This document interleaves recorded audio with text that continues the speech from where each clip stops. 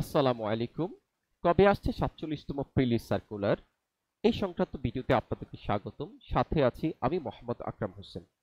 আপনারা জানেন যে সাম্প্রতিক সময়ে নিয়োগ পরীক্ষার প্রশ্ন ফাঁসের ইস্যু এবং বিভিন্ন নিয়োগ পরীক্ষার ফলাফল প্রকাশের দীর্ঘসূত্রিতা এবং নানাবিধ অনিয়ম প্রকাশের পর বেশ জটিল এবং কঠিন পরিস্থিতির মধ্য দিয়ে যেতে হচ্ছে দেশের একমাত্র সাংবিধানিক সরকারি চাকরি নিয়োগ সংস্থা পিএসসি বা পাবলিক সার্ভিস কমিশনকে।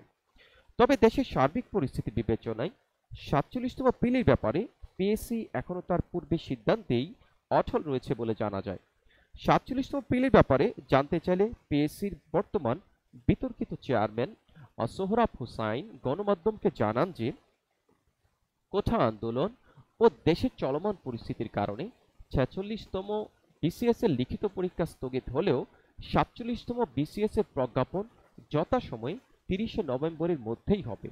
এই বিসিএস যাতে নির্বিঘ্নে দেওয়া যায় সেজন্যই এবার আগেই জনপ্রশাসন মন্ত্রণালয়কে অনুরোধ করা হয়েছে।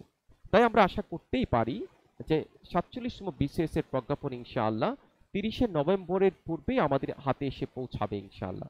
তাই নিজেদের প্রস্তুতিকে অব্যাহত রাখুন। ইনশাআল্লাহ অতি সত্বর ভালো কিছু হবে। আসসালামু আলাইকুম রহমতুল্লাহ।